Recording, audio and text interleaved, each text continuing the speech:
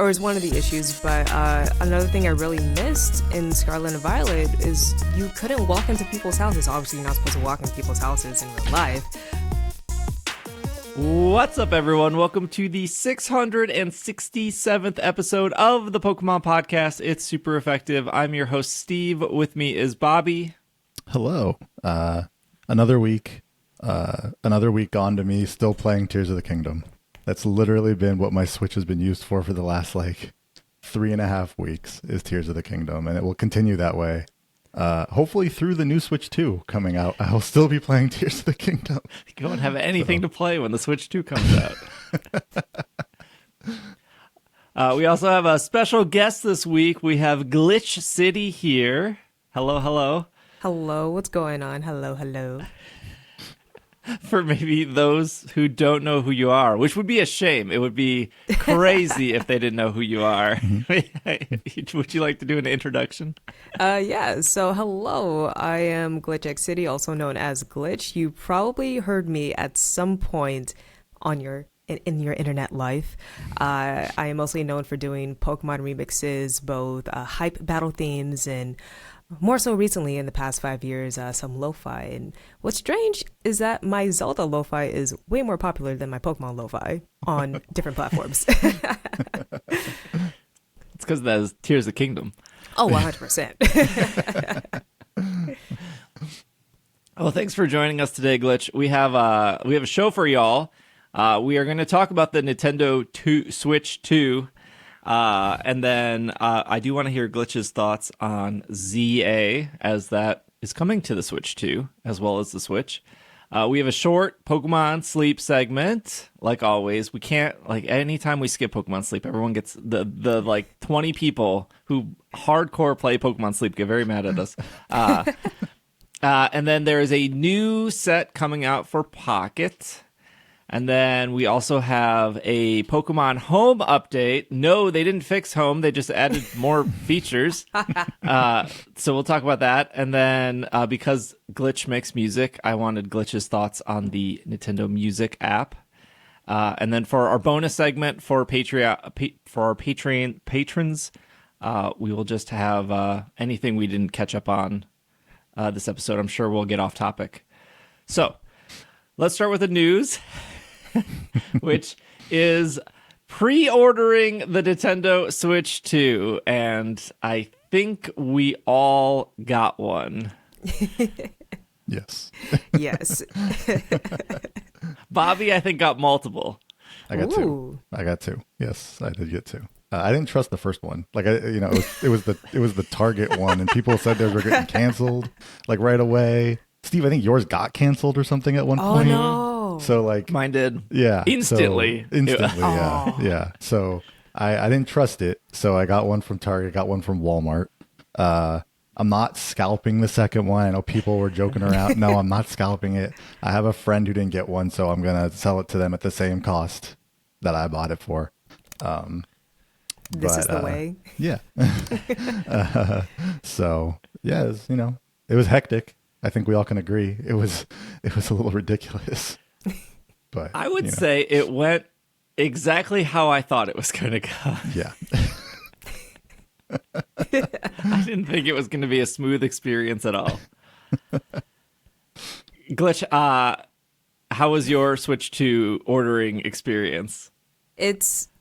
Well, I got the Switch 2, but it's interesting how this came about because when the first Switch launched, I was a broke college kid, so I couldn't get the Switch, and I had my Wii U, so I got Breath of the Wild for the Wii U, and it ran fine. It ran great, I had to do the puzzles with the gamepad, which kind of sucked. And I waited until Mario Odyssey came out to where I got my Switch, and then I got the Breath of the Wild for the Switch. I'm like, oh, this is so much better. So when they first announced Switch 2 pre-releases, I was like, okay, all right, this price point I'm not happy about, but I understand. And then they got delayed. Let's just call it delayed. And I'm like, well, now we're just in limbo. And I was away on the trip, a work trip, and I didn't know that pre-orders got announced. They had a date for the pre-orders. So I'm over here traveling, stressing. I'm like, oh God, I'm not going to be home to get this pre-order. Do I have to walk in person for some of these stores? And when all the news coverage sites said, hey, it's going to be the 24th, at midnight. So I'm like, okay, that's going to be 11 p.m. our time. Sure, I can drop money for this pre-order because Deltarune Chapters 3 and 4 is going to get released in Mario Kart. And so we went to, I think it was GameStop. And GameStop is like finicky with walk-in pre-orders, and then pre-orders are online. People had pre-orders canceled. Other stores are like, hey, we're only doing walk-in only when we open. So it was a lot of confusion with GameStop. I'm not a big fan of Walmart. So we just asked Walmart. Best Buy was doing pre-orders. So I'm like, maybe Best Buy. I have an account, and I didn't feel like making an account with Target. So after an hour after that went live, I was just sitting here on the checkout. It refreshed and took me back to the page, and I still couldn't add it to my cart. So I was kind of in a loop here. And when it says leave the page open, I left it open for about 2 hours. And then I finally got in. I'm like, honey, get my wallet. Get my wallet. It's happening. It's happening. So we got the one with the Mario Kart World bundle, just for my financial decisions, even though I prefer physical. But I'm like, Nintendo, you got me. You got me on the digital. So this was my first Switch pre-order ever, because I didn't pre-order the first one. I was like, I'll get it eventually. But I feel like this time around, because of the line of work that we all do, we got it. We have to get it day one, So not bad. It could have been worse, but not bad. Yeah, I dislike a lot of stores and policies and how people run things, but I was like, well, we have limited options, right? Yeah. So Walmart, Target, Best Buy, and GameStop. And then as somebody who used to work at GameStop, I don't really want to give GameStop any money, but at the end of the day, you can write it off. Right. I got through Target pretty quickly to where it was in my cart, but then the cart just kept cycling over and over, where it was like an unexpected error has occurred, even though I was at checkout. And then about like 20 minutes of that, I got a text message being like, Are you trying to spend $500? Fraud. And I was like, yes, I am trying to spend $500. And then it said, like, it texted me back. It was like, you're good to go. Try again. And I was like, ugh. So I don't know if it would have went through at some point, but I blocked myself with my credit card. And then I think about after maybe 30 or 40 minutes, it went through. It said order confirmation. And then literally seconds later, it wasn't even like a full minute, it said your order has been canceled. Oh. And while I was like just pressing OK over and over and over again, I had like the Best Buy, because Best Buy didn't go live right at 11 or whatever it was. Yeah, it was like maybe 11:30 or so. Yeah. And as soon as Best Buy went live, I was in the virtual line. I also like signed up for Walmart Plus. Oh no. Because I was specifically told Walmart Plus customers would have priority. Nope. And my credit card gave me also like a free month of Walmart Plus. So I was like, okay, it's not really going to cost me anything. The Walmart Plus priority didn't work, but at one point I saw that Wario64 tweeted that there was like, here's the link for Walmart Plus customers. And I was like, that's too late, man. Like, this should have been tweeted like 20 minutes ago. So I had Walmart. I was able to add to my cart. Target, I was able to add to my cart. Best Buy, I was in a virtual line forever. I never got through that virtual line. But an hour and 40 minutes later, Target had like a restock where we thought like Target was like, at a certain point, I was like, oh, Target's done. They're like sold out. No one's getting anywhere anymore. And then somebody came into my chat because I was live streaming it. And they were like, Target has more in stock. And I went to Target, added it to my cart, checked out, and it worked as like soon as somebody said that. Yeah. live streaming the experience was great because everyone was suffering at the same time. Except there was always like people that came in and they were like, "Oh, I got it instantly, no problem." And then there were some people that were like, don't refresh the page, and other people were like, "Oh no, I was refreshing the page and it worked." And I was like, everyone had like no one had a consistent system. Yeah. Well, when I looked back at when it showed that I ordered it, I'm on the West Coast, so it was at 9:00 when it started, 9 p.m. And I realized like I got my target one within 7 minutes. So it was just luck. It was just absolute luck of like I think hitting the cart at like the moment where it didn't break, right? Like. And I think the Walmart one took 30 or 40 minutes, but I was in like a virtual line at Walmart in a Walmart's thing too. So I don't know, but I will say watching Steve stream try to buy a Switch 2 for like an hour and 40 minutes was great entertainment only because it ended well.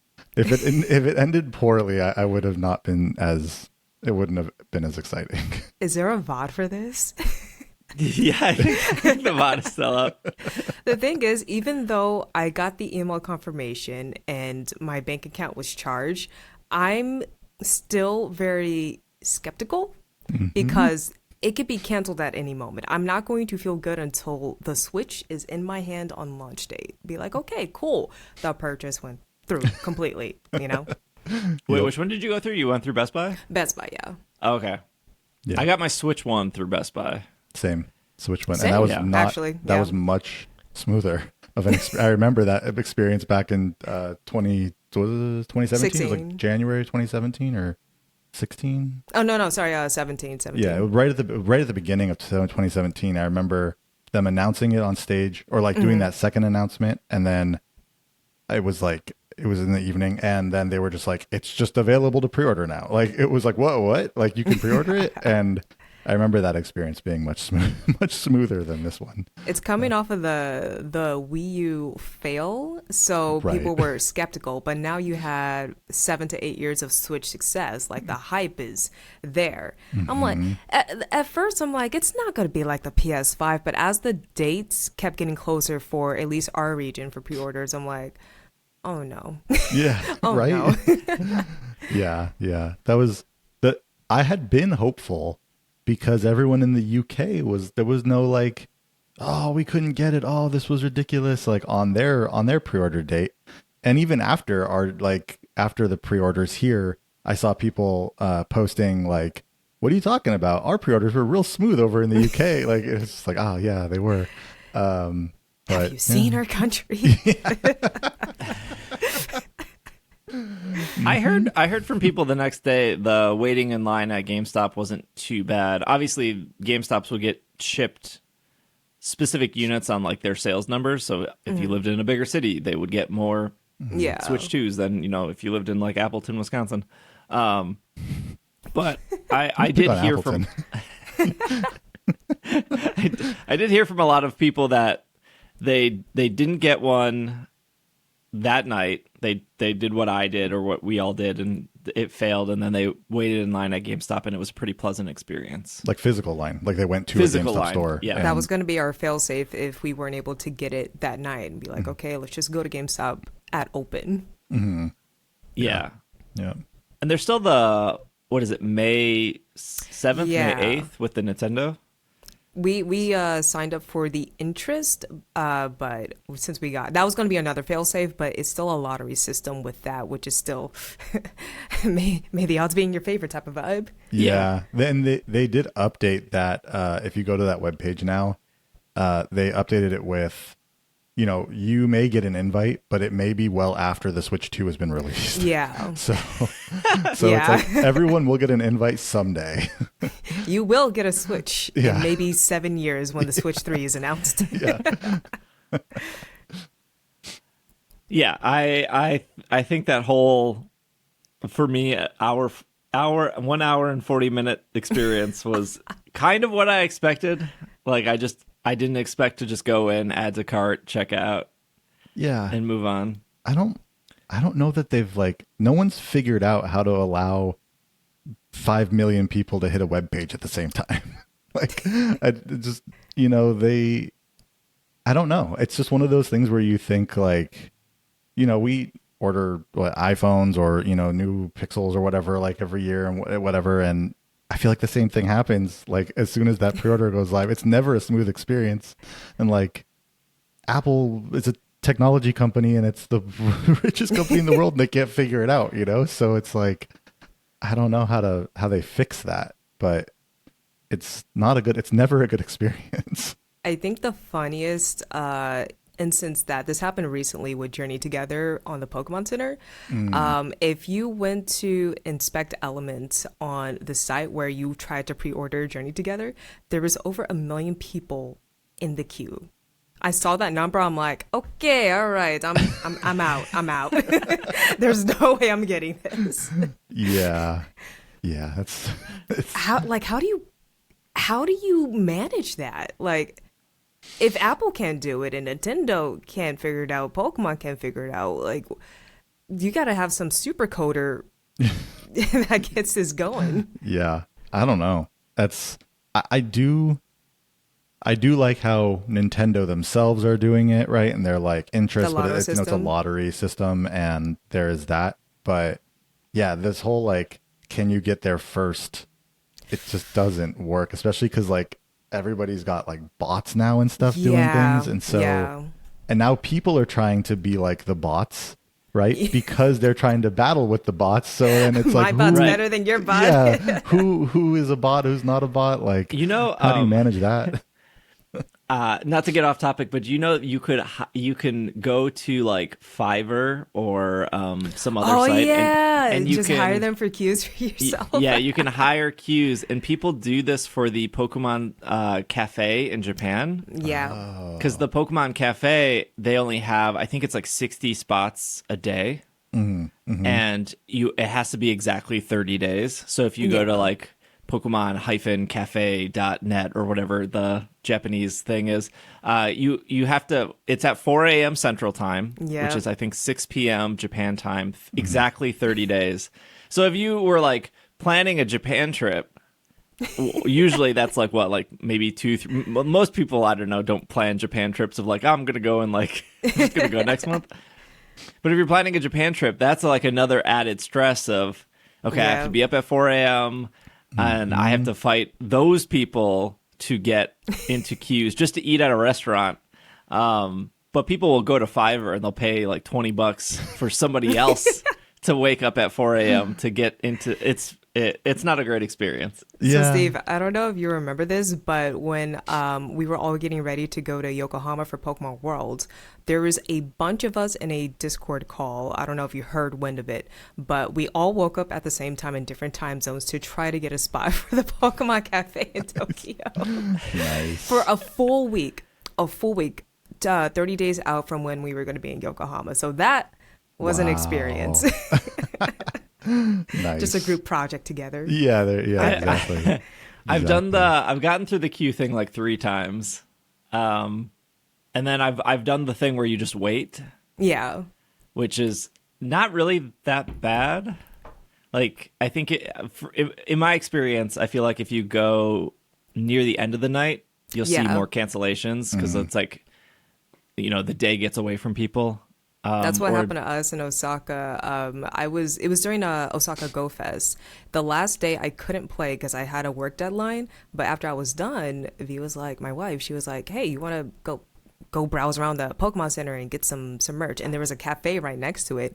Just for funsies, we walked up to the cafe and I asked in my broken Japanese if there was an opening.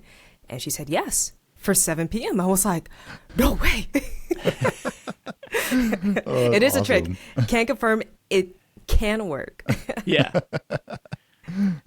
Yeah. I think when I waited on standby, I only ended up waiting like 8 or 9 minutes, and then they gave the thing of like, just to let you know, instead of like an hour session, you're only going to get like a 50-minute session. I was like, totally okay. I would love to buy overpriced food, overpriced curry. Yeah. I never did any Pokemon Cafe stuff, but my wife and her mom went to Tokyo last October, and one thing they had never done when they were there before was go to the Ghibli Museum. and they really wanted to do that. And she was doing something, and it's the same kind of thing. Like you have to like register a month before the week you are going to be there. And you have to get into this like lottery thing, special, all that. And so I was at home and I was like, okay, I'll do this. I'll try to get you guys tickets. And I had like my phone, my iPad, I had a couple computers set. Like I had like 5 different things going at once. And I was like, all right, we're going to try this and see what happens.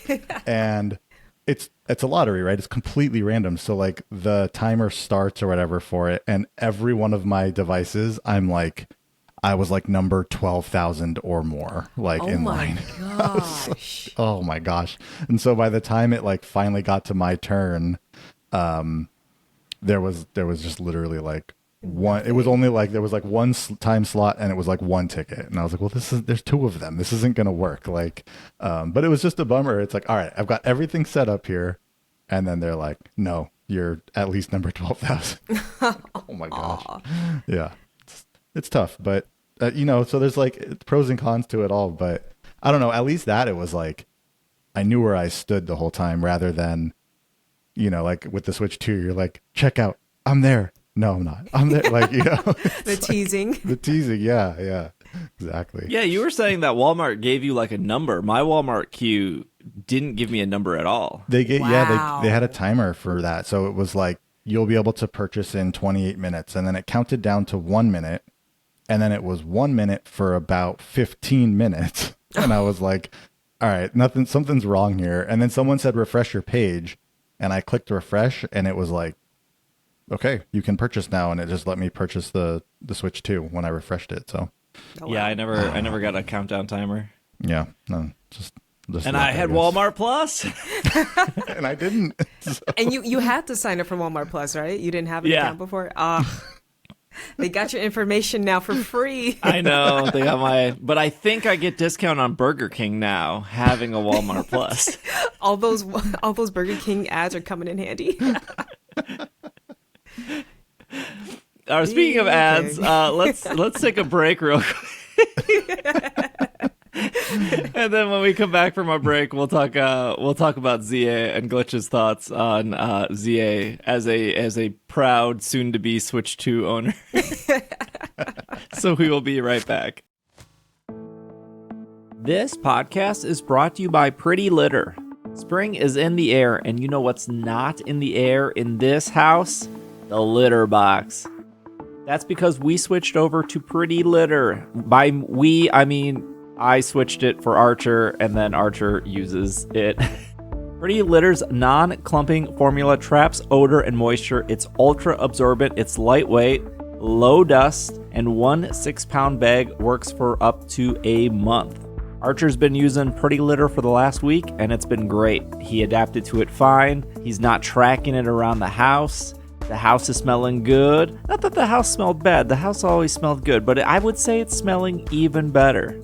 And since Pretty Litter ships right to your door, you don't have to lug that big 40-pound whatever that you get at the store in, and then the handle breaks, and then you spill it, and it's a nightmare. This alleviates all of those issues. Also, Pretty Litter changes colors to indicate early signs of potential illness, like UTIs or kidney issues. The litter will change color, and then if that happens, you are informed to maybe schedule a vet appointment and get your cat checked up. Archer just had a vet appointment. He's good. He's great. And Pretty Litter is Archer approved.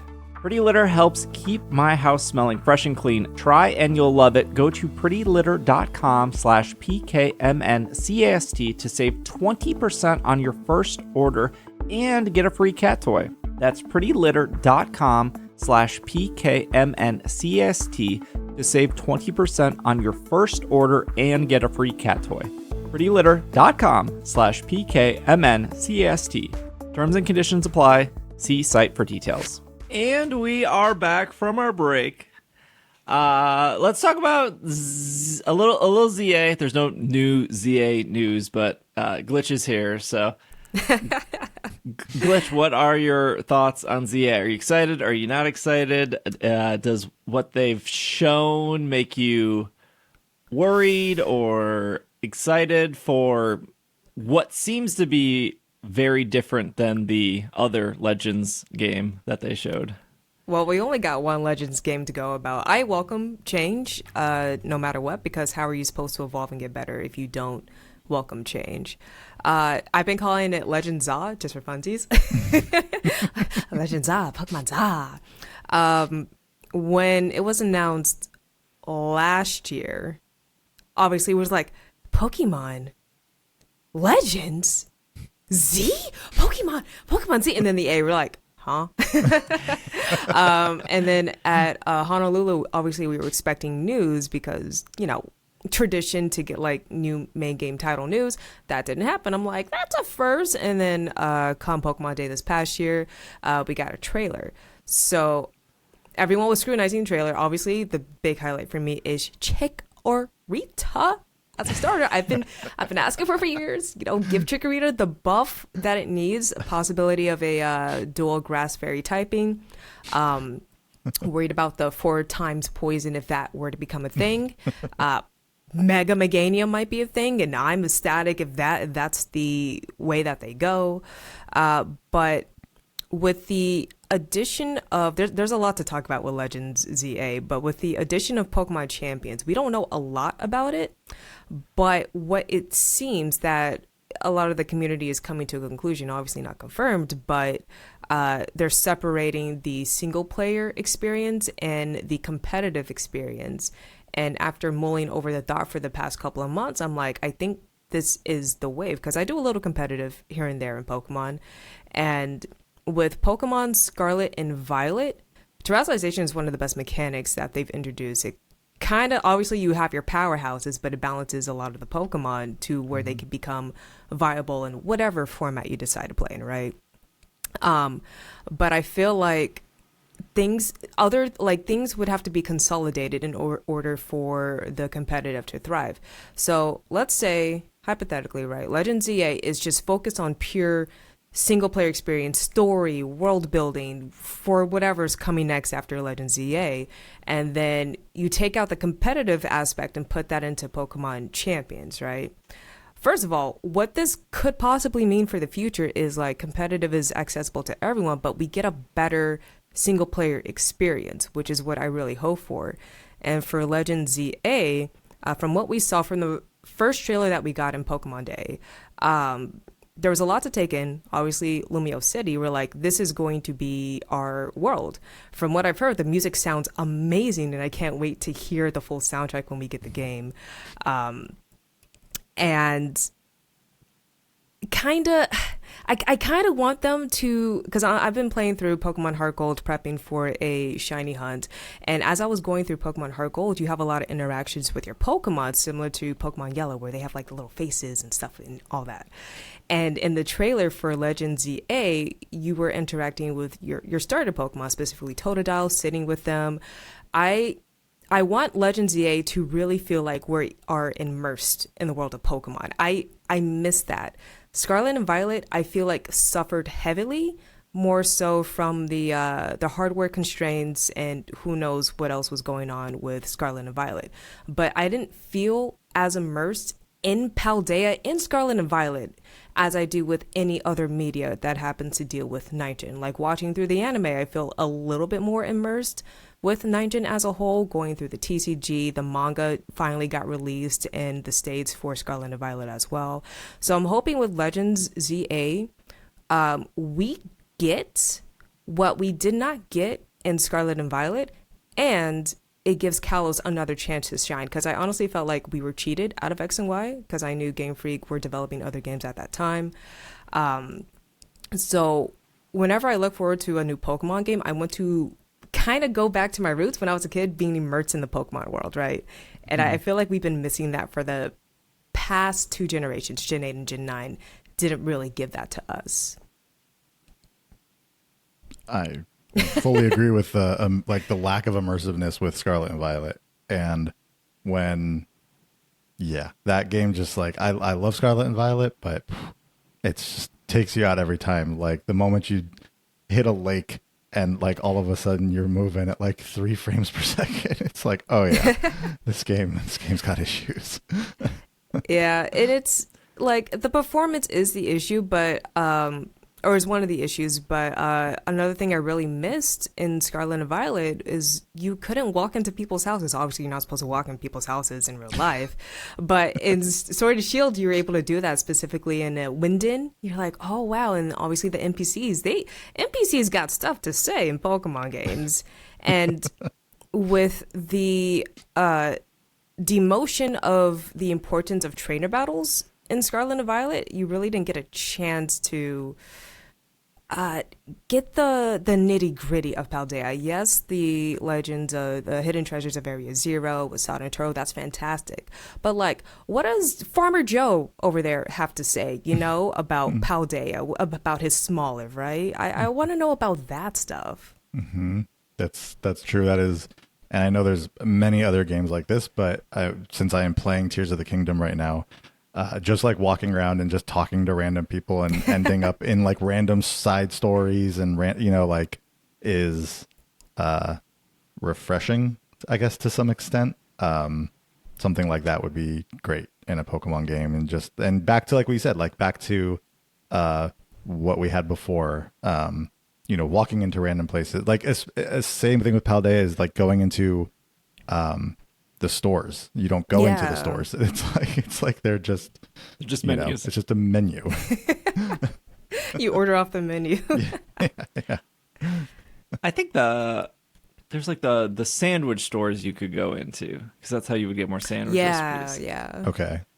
Well, some stores there. Some yes. Which is when you think about it, it's kind of weird that like the Delibird shop and then the Chansey shop are just menus, but the one sandwich store, which only gives you more sandwich recipes at a certain point, you could walk into. Like, it's like they started it and they were like, "Oh, we're out of time. Just menu it up." Yeah. I've expressed on the show I'm worried that the whole game taking place in a city, one singular city, will make it feel small. I'm cautiously optimistic about that. I definitely feel that way, but I'm like, if they can make this work, that opens up a lot of possibilities. So I think we're all curious to see how this is going to work. Mm-hmm. Them giving us the map kind of helps put things in perspective, but like you said, just how small or how big is this world going to be? Mm-hmm. Yeah, I was like I said last week, I said I was organizing my shiny living decks. I have started. But that meant I had to like go to other games, right, to figure out like where, because not all my shinies are in home. Some of my shinies are still living in their respective games. So I'm like flipping between games, and somebody asked me, they were like, well, how many hours do you have in Scarlet and Violet? And I checked, and it's like 1,400 hours. And then I was like, there's no way that's more than Sword and Shield. And so I checked Sword and Shield, and it was 2,000 hours. And then I looked at Legends Arceus, and it was only 200 hours. And I don't think Legends Arceus is bad at all. I think I really like the game. One of my favorite parts about the game that I feel like isn't talked about enough is I like that the Jubilife gets like bigger, and you can like customize it with like giving people certain Pokemon, and like the photo place gets bigger, then the farm appears, and you can put Pokemon on the farm, and you can give like an alpha Parasect to like the grandma, and then when you walk in her house, there's like an alpha Parasect. Like there's like that. I really like that. It had like almost like an Animal Crossing vibe, and I think that probably speaks to what you were saying, Glitch, about like feeling immersed in the world because you're helping build this town. But I only have 200 hours in that game, and part of it is like there was nothing for me to do. Mm-hmm. And I think if you're a casual Pokemon player and you don't have like a million shinies like me, you could spend a lot of that post game like shiny hunting, and that could easily burn hours. But because that game is so Gen 1 and Gen 4 heavy, I was like, I have almost all of these shinies, so like I don't need any more Machops. I just don't. I'd never need another shiny Machop in my life. What about that one Bidoof? I'm good that on one Bidoof, man. So like I think 200 hours for a $60 game is I got my money's worth, right? Like I'm very good on that. Not upset by that by any means. But with like Scarlet and Violet and Sword and Shield, there were just so many things to do post game.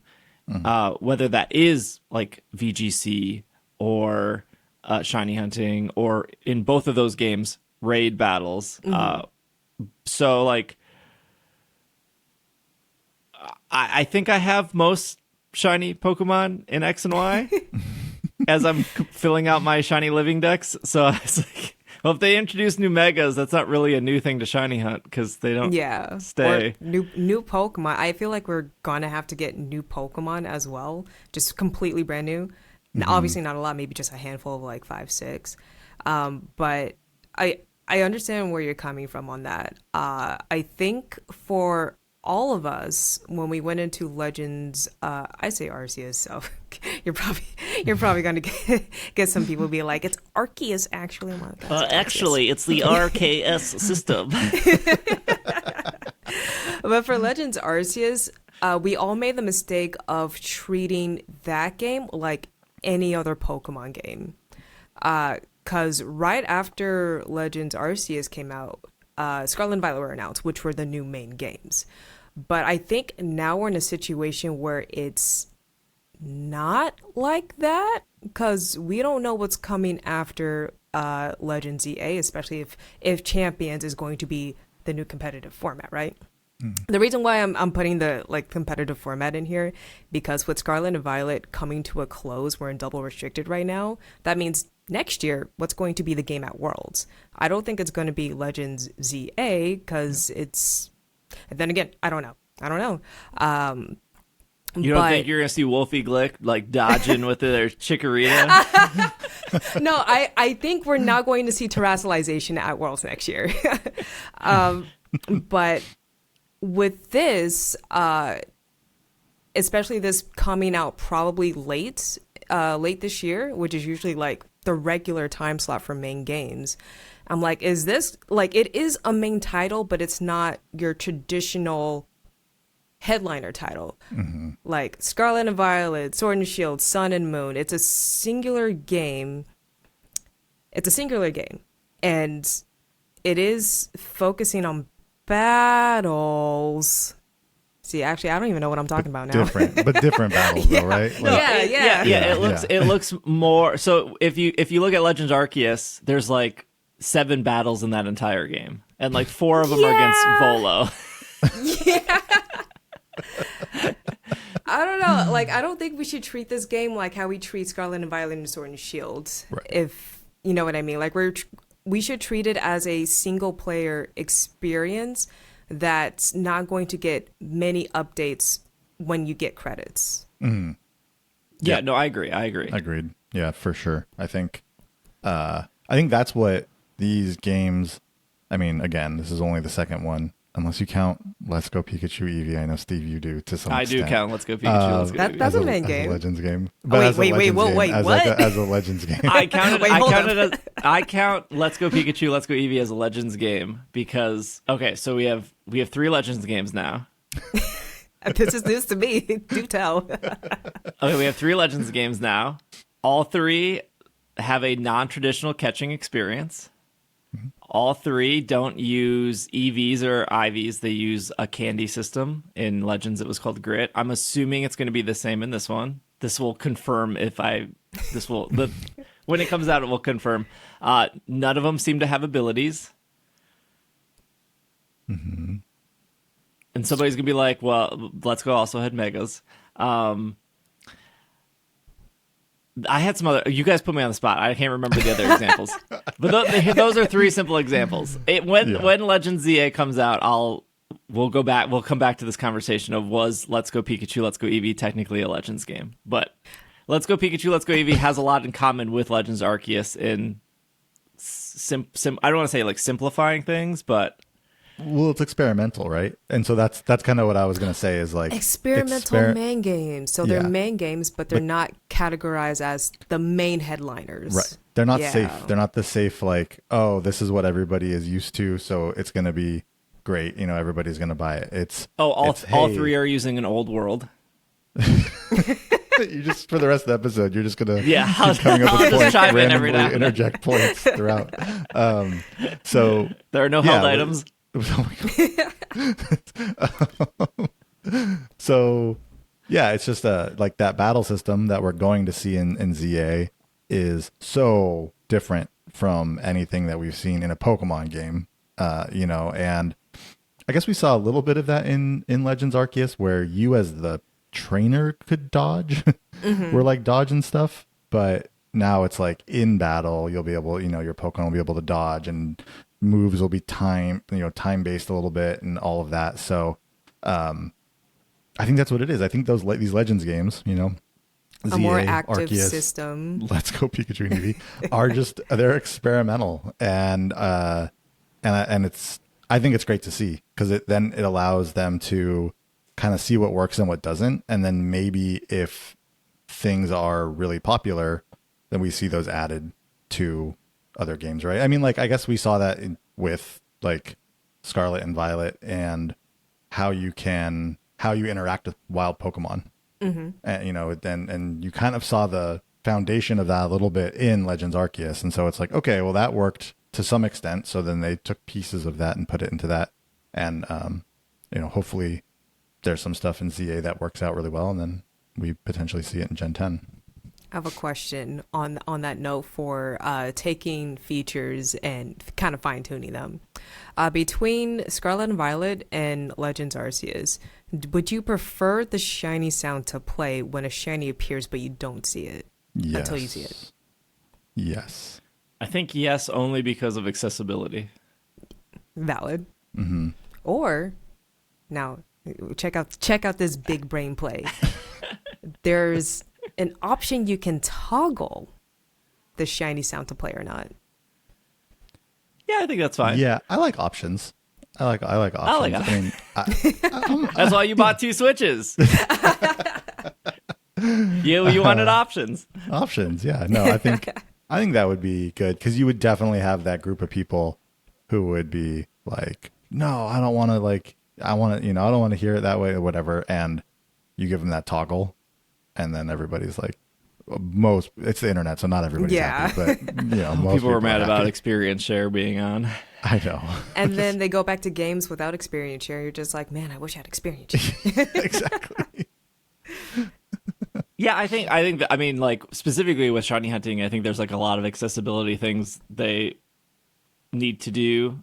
Like, I'm sure there's tons of people who don't even play with sound on. I know for a long time, I would have like a TV show on when I was playing on my couch, so I didn't have the sound on for the game. But now that I stream a lot of Pokemon, it's like this. Of course, the sound is on. But I like Legends Arceus had the Pokemon Go thing, where if you ran into a shiny Pokemon, it had like a symbol near its name to let you know it's shiny. And then like Scarlet and Violet just didn't have that, even though it came out afterwards. So like I have friends who are colorblind, and like sometimes they'll randomly text me at like 2 a.m. and it's just like a picture of like an SOS battle, and they'll be like, can you confirm that the thing, the Pokemon standing next to the other one, is shiny? And I was like, yeah, that is. Congrats on your shiny. Congrats. But yeah, I think they're overall, I think like sound or even a visual is just really good for accessibility. But yeah, I guess if you wanted to turn that off because you wanted to be harder, sure. Hardcore more, Yeah. as they say. There's people who are like, what? Catching shinies with a 1 in 4,000 odds? That's not true shiny hunting. You can only true shiny hunting is when you catch it in 1 in 8,000 odds in, Gen 2 or whatever. So you always have those like purists. When I post like shiny finds on like TikTok or Instagram, I'll always get the comment of like, I can't believe you didn't save before you went to encounter the shiny. And I was like, this is my own hardcore mode, I guess. I don't know. You can't. It's like, bro, I was in the moment, man. I was like, you can't save in Sun and Moon when a shiny Zekrom shows up. You just gotta catch it or Catch it or soft reset. Yeah. What do we have for time? You brought up Glitch. You brought up like battling, in ZA, and how battling seems to be a focus, and I agree. One of the things that I thought about a lot in Scarlet and Violet is and I think this goes back to your immersive comment, is I didn't battle any of those NPCs. I think I battled like the first 4 that you do on the way to like Mesagosa. Yeah. And then when you're out in the actual world, they're like standing there, but I was like, I'll battle you later. And then like 1,000 hours later, I'm like, oh yeah, I never battled you. And I think like if for me, I like catching and I like filling out my Pokedex. So as I'm like playing through Scarlet and Violet, I'm catching new Pokemon, and just by doing that, I'm getting enough experience where like, okay, I feel like I'm the appropriate level and I'm not really battling any of these people. And once you get through the game, it's like you don't really have a good reason to battle them with their like level 14 small Puchiana. You're like, I don't really need to battle you anymore. So that's like a me issue, of course. That I chose. Like, I don't think this is worth my time. Like, the experience isn't worth it. The money's not worth it. The time investment's not worth it. So I do hope that like ZA makes it where the battling feels worth it. Yeah. Whereas, because I feel like catching's worth it. And I think there was a point in time where catching didn't feel worth it. Like, I remember playing through Black and White, and I think I beat that game with a Pokedex of like 24 Pokemon. Because, like, you catch your team of 6, and then you're like, well, I don't really want to switch anything out. Yeah. So I'm just going to keep this team of 6 and go through. And then I'll catch when I'm done with the game. Yeah. So I think over the years, Pokemon has done a good job at like making you care about catching, and I think Legends Arceus and Let's Go Pikachu are really, really good examples of that, where those games are very catch heavy. And now I feel like they're trying to like make you care about battling. Make it ease back in, yeah. Like a bit more of an updated balance. You know, when new mechanics are introduced and new Pokemon are introduced, they need to fine tune a balance. But I feel like it's going to, like, the priority is going to change with each new game that comes out. Yeah. I feel like we're definitely going to be forced into more battles. Well, we've already kind of seen that in some respect with ZA. But like, because there's a new way to battle, they're not going to want people to skip over battles, right? They want people to experience those battles. And so it's going to be more than just the 7 battles that we had in Arceus, you know, like, and I think it's because of the new battle system. It's like, okay, we want people to play this battle system a bit so that we can get some feedback on whether this works or not, rather than everyone just does one and then just kind of skips the rest of the way through the game. So I'm guessing we'll be forced into, I don't know if it'll be like a wild amount of battles, but I think it'll definitely be a big part of the game, since they're really trying something new with that. Yeah. Fingers crossed. Let's get through our Pokemon Sleep news real quick. Glitch, I think you started off playing Pokemon Sleep. Did you fall off the game? Like, did I beat the game? Did I beat Pokemon Sleep? You beat Pokemon Sleep. So I hate it. I hate it because when it was first announced, I memed on it and put it on a pedestal for years, right? Be like, this unannounced game of Pokemon Sleep where you get to play Pokemon. We didn't know what Pokemon Sleep was. And then it got announced officially with a release date, and then it dropped. And I tried it out for a month. I even got the little thingamabobber. And I went through it, and I realized I don't want to gamify my sleep. And it also came out during a time where we were just consistently traveling internationally. So that just wrecked everything. And I'm like, I don't want to optimize my sleep because it's very inconsistent. And so I spent a month on it. It was nice. I'm glad they introduced Shiny. Shout out to Chikorita in there. It's not for me. I don't want to gamify my sleep schedule. That's fair.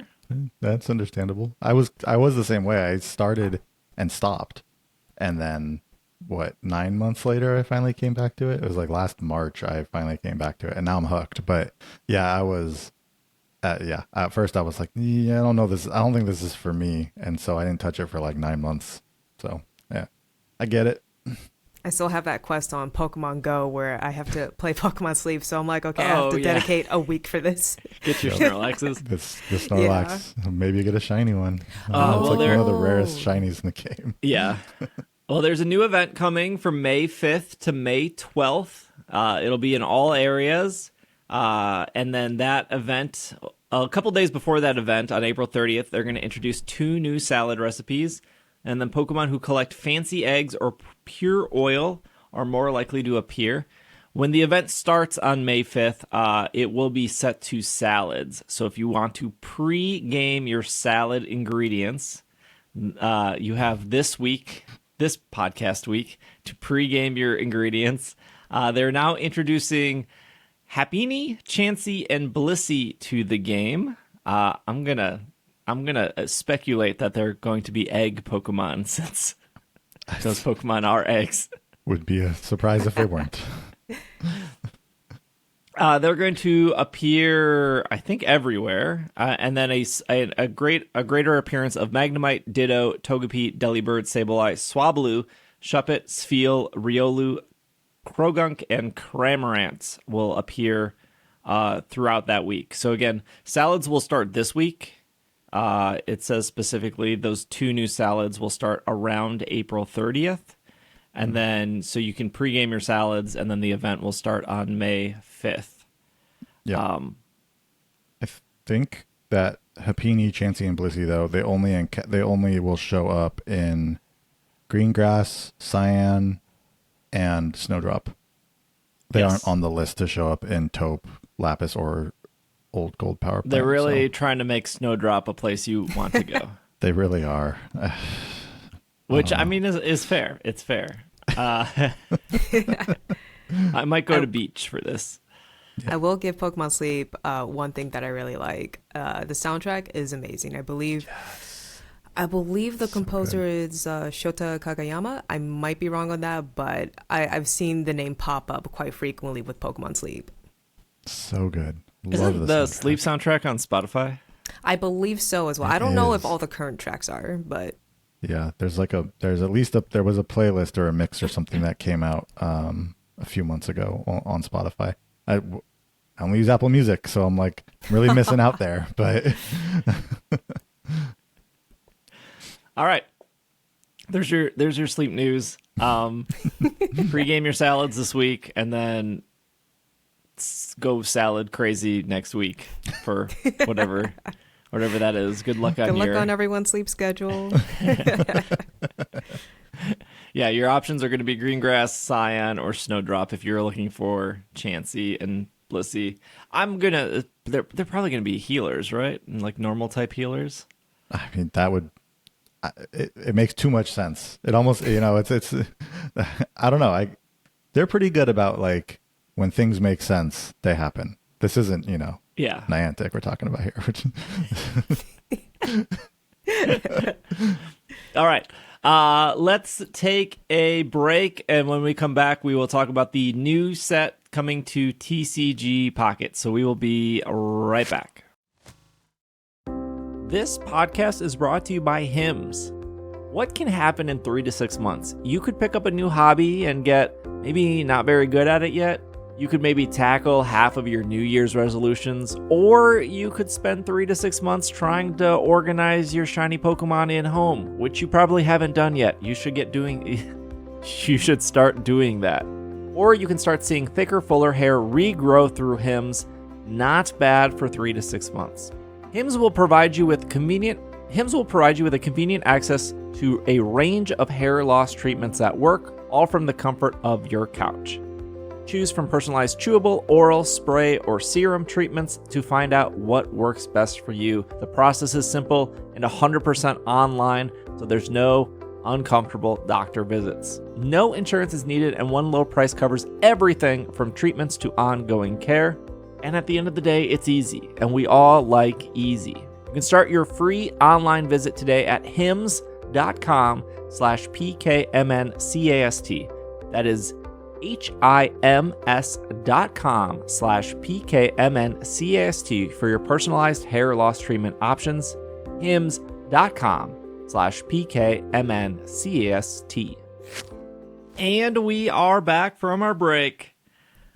Look to the skies with Pokemon TCG Pocket's upcoming expansion, Celestial Guardians. Mm-hmm. This company will not give us a month off. Maybe that's good. Maybe that's good if this is the only game you're playing. It's like Niantic not giving us a single weekend off as we record this while Community Day has started.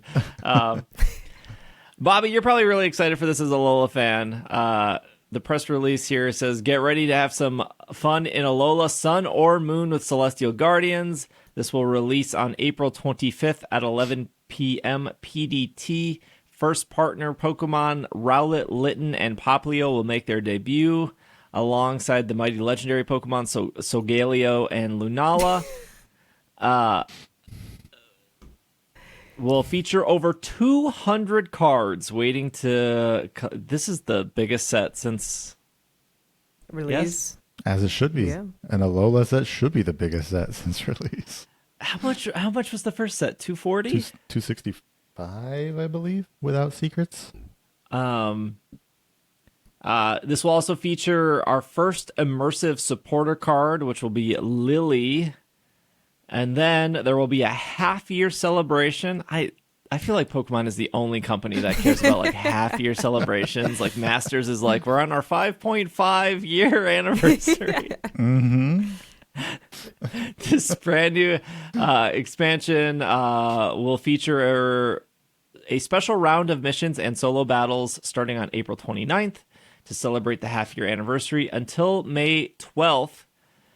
Take on solo battles to earn promo packs of Series Volume 7 boosters containing a new promo card, including a Rayquaza EX. Rayquaza is my favorite Alola Pokemon. You can add a full art version of Rayquaza EX to your collection by completing these special missions until May 28th. And then maybe I'm assuming May 29th they'll give us another set. Another set, yeah. For sure. Yeah, I'll take it. Yeah, I know, right? I would guess we're gonna get if they follow patterns, I would guess that we're gonna get another set in a month that is like a single pack that's going to be Necrozma to go with like the Solgaleo and Lunala packs, just like they did Dialga, Palkia, and then Arceus. I know that's not Giratina, and there's the whole thing, but still, like that is just with the. I think everyone at this stuff. point is very sick of Giratina, so I think that's fine. Yeah. I appreciate all the people that messaged me that morning to let me know that an Alola set was dropping. I am very excited to see Alola here. I'm pretty sure what happened was they listened to the podcast last week. They saw that you were getting a little burnt out, and they thought that I was getting a little burnt out, and they went, drop the Alola set. We're going to pull Bobby right back in. We need to get all the money. The emergency button. The emergency button is being pressed. We've got Alola. So very excited. Yeah, I think everyone expected a new set to come. I'm glad they're not going in order. I mean, Yeah. I guess they haven't gone in order since they went from kind of like Gen 1 focus to Gen 4, and now we're going to Gen 7. Gen 7. Mm-hmm. But I think that's smart because I think a lot of Gen 1 people kind of drip into Gen 2. So the fact that there hasn't been a dedicated Gen 2 set, you can like win them back eventually, right? Instead of just putting those two up front, and then those people go like, well, I don't know anything after Chikorita. Yeah. Chikorita's that was my final one. And but also it's like crazy that this game is going to be 6 months old, and it just feels like, unless you're spending a lot of money, it just feels like everyone is behind. Like I can't catch up. What is behind though? Again, like I feel like we have this conversation where it's like if you collect for the physical TCG, that's kind of the same thing. Unless you're spending thousands of dollars as soon as a set comes out, like you're not going to collect the entire set. It's like collecting a set is kind of like it's a journey in itself to like collect an entire set. So I feel like in this game, people they if they don't collect for the physical TCG, which I know plenty of people are playing this game and they don't collect physical TCG, and that's totally fine. But it's like, I feel like a lot of people are like, oh, I haven't completed the entire thing yet. I haven't gotten all the secret rares for a set yet. And it's like, well, I don't know. I guess I just didn't expect that to be something that would happen with every set unless you are spending massive amounts of money, just because that's literally how it is in the physical TCG for Pokemon. So I don't know. I'm more so because I don't play the TCG as often, but I have been collecting for years at least a physical TCG. So when I look at TCG Pocket, it's like, oh, that little bit of serotonin when I can't get physical cards. And like you said, you can't believe we're already at 6 months. I sat in the living room, and after you sent me the whole list of what we're going to talk about, I'm like, TCG Pocket is 6 months old? Where did this come from? Excuse me? And watching the trailer for the new set that's coming out, I'm like, well, that Lily card looks amazing. I think for me, because I like the long grind, so I like to bulk up my my hourglasses. And usually with each new set, I would spend all my hourglasses. But I think for this one, I'm just going to go at a steady pace. Get my 2 packs a day, as I usually. Free to play player, by the way. I will proudly wear that badge. I like the slow grind. For me, it's a little bit more rewarding because when you get the card that you need for the set, like how it is in collecting IRL, or you wonder pick and you actually get the Clodsire EX that you were missing, it's like, oh, it feels so good. So I'm excited that I have another thing to grind for, and because I'm a free to play player and I only drop my hourglasses like maybe once every month and a half after I bulked up. When I start to see the same cards in Wonder Pig, I'm like, oh man, did I actually collect the majority of these that are not secret rares? I'm like, okay, now it's time for them to drop a new set, and then they announce this. I'm like, right on schedule. It's like they know.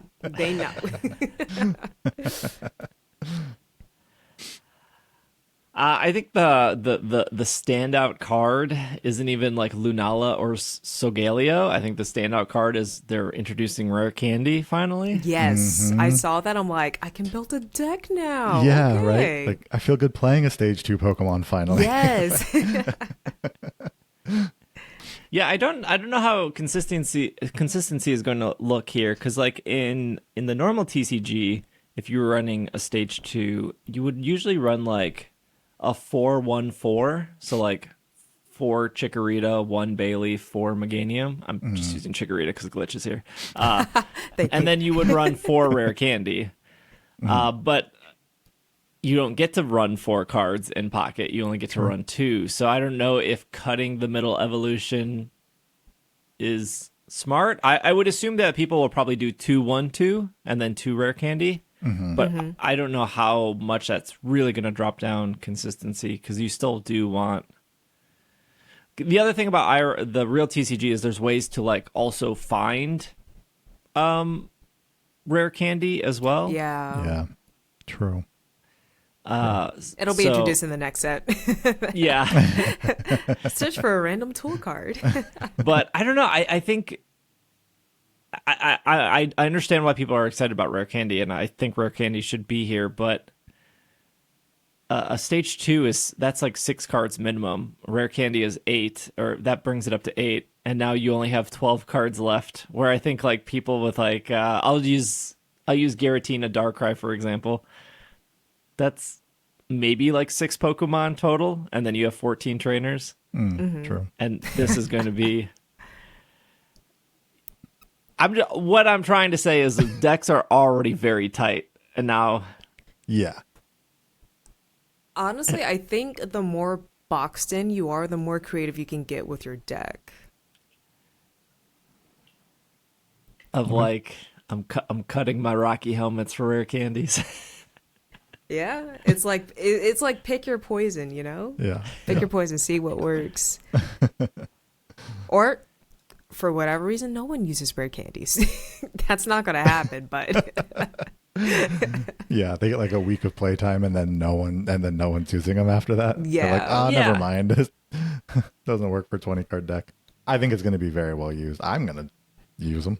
Oh, 100%. Yeah. Like, I want to use my Charizard EX, and I've been, like, straying away from not using two-stage decks just because I'm like, what's the point, you know? Yep. Same. Exact same. Yeah, I think the one of the best 2-stage decks right now is Meowscarada. So Yeah. I can't imagine that getting worse. It could only get better, right? They showed Alolan Marowak, they showed Alolan Raichu GX, they showed Lunala, they showed Solgaleo. We saw a lot of the friends of Alola. You said GX? Did I say EX or GX? You said GX, but Oh, my bad. I was like, whoa, you're slipping into this. what year is this? That'll be the GX will be next month. They showed Sophocles, they showed Mallow, they showed Acerola. A lot of these don't seem to stand out to me because they are like Pokemon specific, like Brock or like Lieutenant Surge. Yeah. Whereas like Misty is dominant because Misty doesn't have those weird rules. Like almost if I was to redesign Misty, I would be like Misty only works with Lapras and Starmie or something like that. Starmie's good. Hey. Starmie So is good. Starmie's so good. But it looks like Sophocles is only for Togedemaru, so I get that confirms we're getting Togedemaru, and then Lana is or Mallow is for like Shiinotic. So that's a little weird. Not weird, but like Well, do we know what Lana is for? Lana is for Araquanid. You may use this card if you have Araquanid in play. Switch in one of your opponent's bench Pokemon to the active spot. I gotta see what Araquanid does, though. Yeah, for that to be weird. Exactly. Wow. Exactly. And then the Elite. How do you say their name? Ilima. It says put one of your colorless Pokemon that has damage on it into your hand. So that's more like a Misty, Yeah. where it can do any Yeah. colorless Pokemon. Yeah, right. Well, they're not. Is this finally a set where we're not seeing a huge water buff? Was that why you feel asked like- about Lana? You're like, how Yeah, do I water was like- Pokemon get Yeah. Because stronger? Lana might be, it might be like a Misty or something where it's any water Pokemon.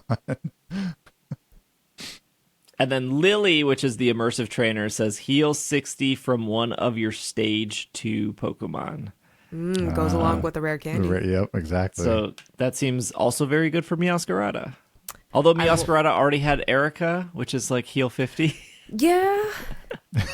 I will say, after seeing the Alolan Marowak, is it called Illustration Rare? I'm still like on Sword and Shield terms, and with Scarlet and Violet, just like completely throw those terms out. Yeah, I don't know what they officially call them, but I call those illustration rares, the ones that are Illustration like the 1-star cards. Yeah. I've been calling those illustration rares. I'm hoping, and this is, I feel like they're going to do this. Do you remember the Pokemon Go and Pokemon TCG collab where they came out with a Go set? I really want Pokemon. This is for you. I want to spend money on Pokemon cards. If you make some of these cards IRL, I want to give you my bank account information, please. Exactly. And what got me for this set was that Alolan Marowak. Like I It saw that looks so card. It looked nice. so good. I was just like, why are these cards not real? It's gonna happen. I feel like it's gonna happen. Maybe 30th anniversary, fingers crossed, but I feel like it's gotta happen. Right? I was thinking that same thing. Like a pocket set would be, a real life pocket set would be awesome. For sure. It would be I got a so pocket good. in my pocket. Yeah, exactly. It's perfect. Man, I can't believe this game is 6 months old. Time flies by when you're having fun. Opening up packs every day. It's like, ooh, Serotonin, yeah. Yeah, but Steve, where are you on your journey of potentially canceling premium and just being Oh, going back to free to play? or are you Free gonna to stick play, with man. premium? Come to the lights. I don't even know when mine renews. That's first step, I guess. Yeah. I mean, I'm still having fun with Pocket, but like I said like I said, I think I said last week or maybe the week before, I just open it once a day now. I know I'm missing out on like more Wonder Pick options, or I'm not optimizing my booster packs, but I think it's not even the game itself. It's not like how fast they're releasing packs, or it's not like the ranked battles or anything. It's just how slow the app is that turns me off. You know, I'm glad you said that because I think I feel the same way.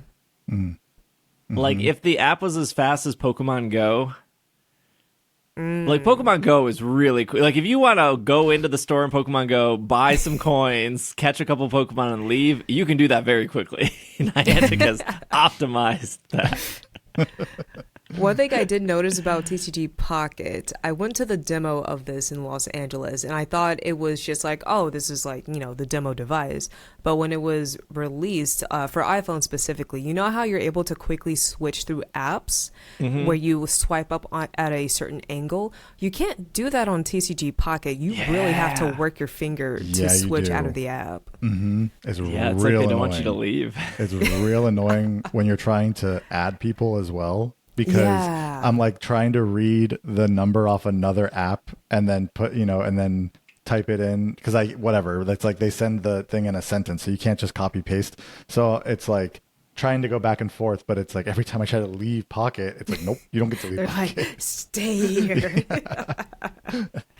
Yeah, and I wish I could be like optimistic of them making things faster. Because like when I go into the app and it says like you have 3 booster packs, I wish I could just hit like, well, open all 3 on Shining Reverie. And like choosing your packs as well. Yeah, like let me packs. just like rip all 3. That's what I'm gonna do. And I don't think they'll ever make that like faster. Although I've complained before that the singles booster packs that you get for like what was the last one we had? It was the Palmot and then the Machamp. Yeah, the promo packs. Yeah. And where you do 5 battles and then you have to open 5 individual booster packs, and that takes instead forever. of just stacking them. Yep. And I was like, maybe they'll just make it faster. But then what they did is they made Wonder Trade slower, where now you have to like wait for all of them to like slowly unflip. Yeah. Yeah, the suspense. They want to build that suspense. I don't mind the suspense, but if it was slightly faster, I'll be like, oh, okay. Because you're like, no, yes, nah. Clodsire EX, no. I will say when I'm like doing like ranked battles, like that feels very quick and efficient. Because like once the battle's over, you can just like hit like next battle and you're in. And the only thing you're really waiting for is like your opponent being slow. Yeah. But like that system feels fine. It's just like I don't know. I think some people commented on the YouTube video last week of like I'm with you. The opening packs just kind of feels a little slow. Sluggish, yeah. Yeah, I think they want it to be an experience, right? And I get that. So like when we all started playing, when the game first came out, it was like really cool to see the carousel of packs and you could spin through and pick the pack and open it, and like that whole thing was really cool. Now that we've opened like 300 packs of cards, it's like okay, like, we can speed up the process. Yeah, speed that up a bit now. Now that it's 6 months old. No, I agree on that. Did you guys expect a random feature that no one asked for in Pokemon Home to drop out of nowhere? So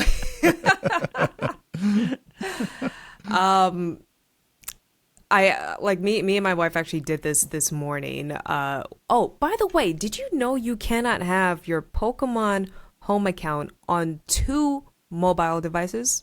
I found that out today. That's kind of not fun. So I had to do some finagling to see what the new feature was. And I see why they're doing that, because they're probably going to have more events in person to where it kind of makes it worth. But what about Pokemon Pass? Like, what happened with Pokemon Pass? Pokemon Pass. I think COVID did Pokemon Pass in. Pokemon Pass was great. I agree. I like this. Pass. This is what it said. This is what it says on Pokemon.com. Collect medals in the new Pokemon Home version 3.3 update. Pokemon Home has been updated to 3.3.0. You can now collect medals, digital souvenirs that can be claimed by visiting real-life places with a connection to Pokemon or by participating in Pokemon events. These medals can be traded with other players or sent to them as a gift. Players that use the basic Pokemon Home plan can possess up to 30 medals. Those who have enrolled in the premium plan paid can have up to 1,000 medals. Please note this feature is only available on the mobile version of Pokemon Home, and it must be linked to a Nintendo account in order to have medals. Now this, I am not free to play.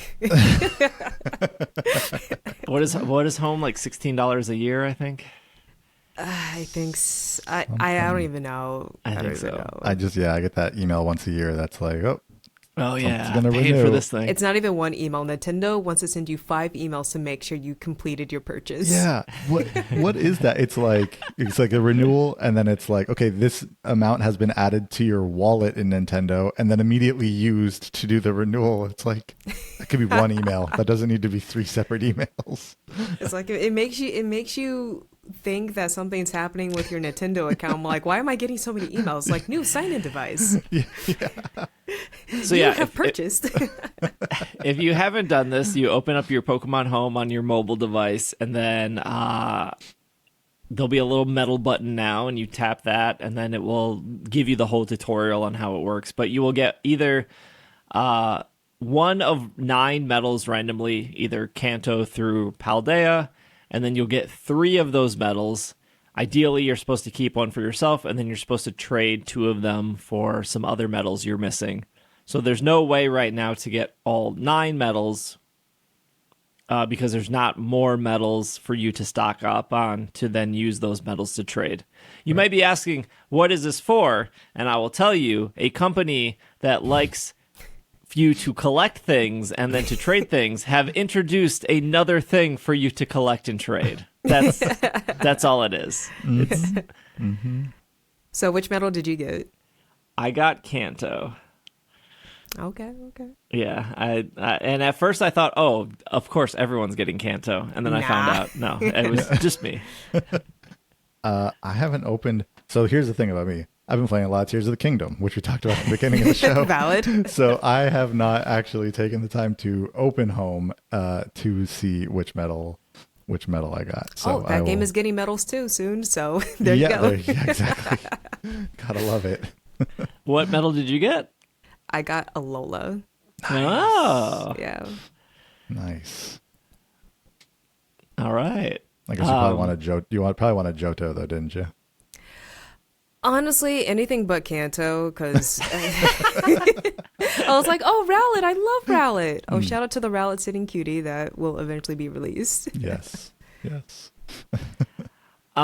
This has to be like for Worlds, right? There's no way Worlds isn't the first thing that has medals. It could be NAIC, because that's coming up real quick. That's true. That's true. Yeah. But definitely Worlds, I feel. They wouldn't. No, they wouldn't do Go Fest. Yeah, Worlds would be the next one after NAIC. Maybe I could see them GoFest? pulling Globe You Fest. think? Go Yeah, Fest? in 3 different Maybe. locations, True. That's true. Yeah. So I guess like if let's say it is at Worlds, you check in at Worlds. Do you get 3 then? Is the assumption you just always get 3 and then so you have 2 to trade and 1 for yourself? I hope not. Maybe 3 per day, because like not everyone can get into Pokemon Worlds, but you can probably have an infinite number of people on your friends list, and you want to try to send out as many as you can. I hope that's not limited. Yeah. Kind of like the gifts in Pokemon Go when you go to a Pokemon event. That is kind of limited with a Pokestop picture as well. Mm-hmm. I kind of hope it works like that. Yeah. Yeah, that would be cool. Who is this for though? Like that not to sound rude. The collectors. I think it's for collectors, like you said. Yeah. Just another thing like- for people to collect. Sure. Like if you're playing Pokemon Go, you can save postcards, right? So if somebody sends me like a Poke lid postcard from Japan. Like, I'm 100% saving that. Or if somebody sends me a Worlds postcard or even a GoFest postcard, I'm saving that. Am I saving like the statue outside of the community gate to their like, no, I'm not going to save that. Maybe like I'll save the weird Ronald McDonald statue and like whatever. But I think you can save like what, 200 for free, I think, in Pokemon Go before you postcards. Yeah. So in this instance, you can only save 30. And I feel like maybe I'm generalizing, but I feel like if you haven't paid for Pokemon Home in 6 years, I think that's how old Pokemon Home is. I don't know if this specific feature is like, oh, now I gotta upgrade. Unless they're gearing up for more in-person Pokemon events to make it worth. Or they do collaborations with retail stores like GameStop, EB Games, Walmart, Target. Kind of like what they did with Pokemon Pass. Like, you go to the store for this amount of time and you get this thing. I would like to see them utilize the medals for in-game rewards. So let's say you collect all 9 regional medals. You get a mystery gift Pokemon to add to your Pokemon Home collection. That would be cool. I was kind of thinking like they could turn this into like kind of the same idea as how they just started doing the shiny Pokemon for like finishing your Pokedex for specific games. It's like you collect this collection of medals, just what you were saying, and you get some Pokemon or some kind of reward for that. I think that would be pretty cool. It's also possible that they're just giving people who pay or even just play Pokemon Home more to do in it. Like, I don't even know that they're trying to convert people to paid. Like this, like to your point, this probably isn't converting many people over to a paid subscription for Home. But if you are paying, there's something else for you. This is gearing up for something with Pokemon Champions, because Champions connectivity with Home. There you go. Yeah, a lot of possibilities. So it could be for anyone, Steve. Let's come back in 9 months. Yeah. But what if they just made Home better? As I'm trying to organize my Pokemon boxes on the Switch version, because the Switch version has boxes, but the mobile version doesn't. Yeah. It's its own problem. I still cannot see ribbons or marks on the Switch version of Pokemon Home. I'm like, I have no clue if this has I think it does. I can't remember. So it's like, I gotta log out, save the game, open up like Scarlet and Violet, transfer it over, quit Home, go into Scarlet and Violet, check, mark it, go back in. Also, there's still the issue in Home where only the mobile version has labels, which are different than marks, which are different than the actual marks you can get on a Pokemon. But if I label Pokemon, I'm gonna put the competitive label on like these 60 Pokemon because they're all competitive ready. But once I move like that competitive Rillaboom to Scarlet and Violet and then back to Pokemon Home, it removes the label. Yeah. Oh, that's annoying. Yeah. So there's really no point in using labels because you can only see it on the mobile version. You can't see it on the Switch version. And then once they leave Home, the label is now removed. It's almost like the labels are meant more for, I mean, clearly it's meant for it's either a bug or it's meant for Pokemon. A bug for 6 years. It's not a bug, it's a feature. Yeah, right. It's actually an oversight. But or it's just for Pokemon that you're going to keep in Home to trade, right? And like you're labeling these for different types of like, well, this is for these trades. I don't know who this person is that's like doing these complex like different trades, but like I could see it for that. And they're just like, these don't get to leave Home. These are either going to someone else or they're in Home. Specific parameters for that though. Yeah. Yeah. No, I think labels are cool. If they stick. I have a box of These are some of the Pokemon that like survived my purge that I caught on like the day that Black and White got released. So they're in a box that are called like Black White Launch Day, and then I have that for like X and Y, and it's like so somehow you guys survived for 14 years, so you'll live in this box now. It would be cool to, because there are no boxes in Home, in the mobile version of Home, to like label these as like Launch Day Black and White Pokemon. Yeah. Or, like I said, competitive Pokemon, or to label these Pokemon as my Ribbon Master Pokemon. These are the Pokemon that I'm trying to get multiple ribbons on. But yeah, the label system is still broken. I don't know. Maybe they don't think it's broken, but as a consumer, it doesn't work. Yeah, it doesn't work 100%. Yeah, it doesn't. Yeah, that's weird. That's very weird. But I use the actual markings. So like when I catch a shiny Pokemon, it's like the circle, square, triangle, diamond, star. When I actually catch a shiny Pokemon, I will mark it the star. So then I can search in any game, whether that's Legends Arceus or Sword and Shield or Scarlet and Violet or Home. I can just search the star and that will be shiny. And people will be like, well, you can just search for shiny in Home. Yeah, there is just a shiny option in Home. Gonna say that. But that doesn't, there's no just search for shiny in Scarlet and Violet, right? So if I'm, It's not consistent across other games, yeah. Oh, I didn't know that there wasn't in Scarlet. I just assumed that there was a shiny search in Scarlet and Violet. Yeah, so I'll use the circle for an event Pokemon. I'll use the star for a shiny. I'll use the heart of like this Pokemon is fully EV trained, and then I'll use the square for this Pokemon has a mark or a ribbon. So the only way I know how to not throw away a Pokemon in the Switch version is because I put a square on it. And I know it has a mark or a ribbon, but I can't see what mark or ribbon it is in the Switch version. But I know that because I did the work when I caught it to put a square on it. Right. Whereas like if you're listening to this and you're like, yes, I want to clean up my Pokemon Home, but I don't want to accidentally throw away a Pokemon that has like a rare mark or a joyful mark. You have to like move those Pokemon back, then mark it somehow, and then move it over.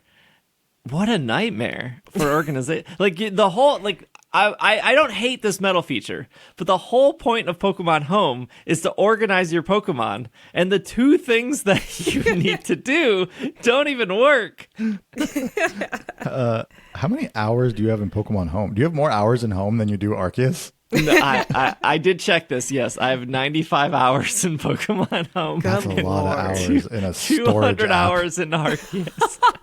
Now, when you put it like that. Wow. Yeah, I just think like